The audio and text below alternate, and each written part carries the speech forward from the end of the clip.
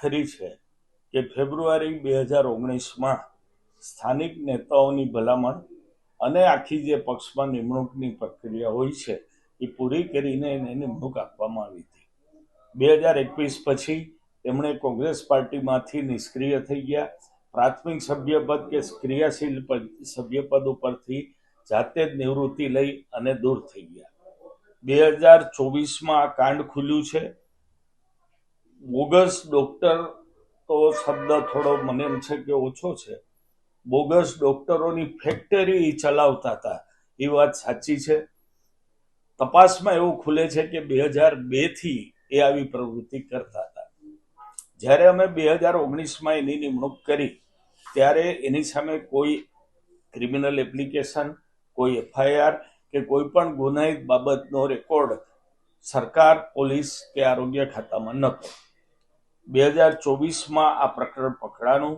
મારે એટલું જ પૂછવું છે કે ગૃહમંત્રી હર્ષભાઈ સંઘવી અને કેન્દ્રીય મિનિસ્ટર પાટીલ સાહેબના વિસ્તારમાં જ આ બનાવ 22 વર્ષ લગી ચાલતો રહ્યો તો ગૃહ ખાતું ક્યાં હતું, આરોગ્ય ખાતું ક્યાં હતું, પોલીસ ખાતું શું કરતી હતી કે સરકાર શું કરતી હતી?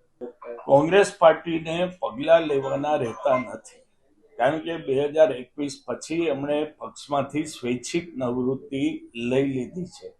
પણ પ્રજાના આરોગ્યને ચેડા કરતો આ બનાવ હોવાથી કોંગ્રેસ પાર્ટી માગણી કરે છે કે ઇન્ડિયન મેડિકલ પ્રેક્ટિશનર એક્ટ 1955, ભારતીય ન્યાય સંહિતા અને જો ન હોય BNSમાં તો IPC પ્રમાણે કડકમાં કડક સજા થાય એવી અમારી માગણી છે. અમારી સરકાર પાસે અને સંઘવી સાહેબ પાસે એ પણ માગણી છે કે પેપર જે બને આખા પોલીસ ટ્રાયલના એવા વ્યવસ્થિત બનાવો કે ન્યાયાલય એને લાંબી સજા આપે અને એક દાખલારૂપ સજા આપે. ચોક્કસ તમામ જગ્યાએ સુરત, રાજકોટ, વડોદરા, અમદાવાદ, ગુજરાતના તમામ ક્ષેત્રમાં આવા જે નકલી બેઈમાન ડોક્ટરો ઘૂસી ગયા છે એને પકડીને પ્રેક્ટિસ બંધ કરાવવી પડે, જેલ હવાલે કરવા પડે.